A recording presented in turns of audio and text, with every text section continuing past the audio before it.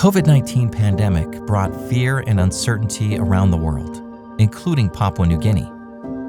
For Taipeng, it was a time of confusion. Conflicting information about the pandemic and even the end of time left him searching for answers. He could either give up or look for answers. Thanks to a simple recommendation from his sister, Taipeng found something that changed his life.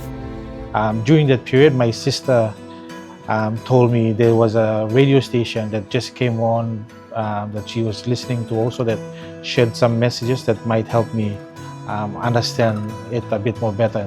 At first, Taipeng hesitated, but when he tuned in, he was surprised that some of his questions were answered. The programs not only helped him understand current events and the Bible's message about the end time, but also covered practical topics.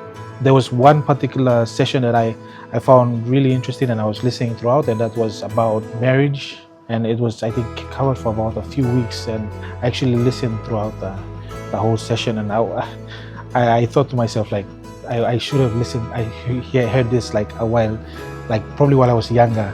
And I was grateful that I heard the content, and I tried to share the same message to my children as well.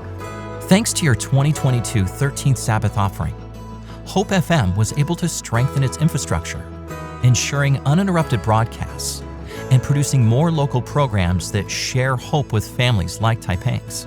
In Papua New Guinea, the radio ministry is very impactful because it reaches everyone in this country, especially in the rural areas, and the main purpose is to share the True Angels message through this medium.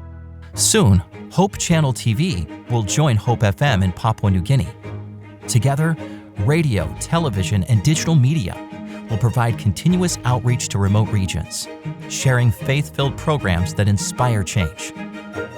Whenever Taipeng had free time, before work, after work, and even while driving, he tuned in. He often lingered in his car, listening to sermons, Bible in hand, eager to learn.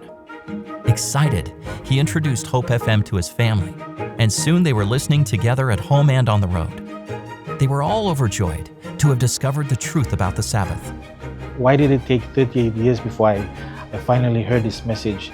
And personally, I don't think I would have heard this message elsewhere if it was not for the radio. So when we listen to it on a radio, it explains more that the 7 days is a day of rest and we should go to church on a Sabbath.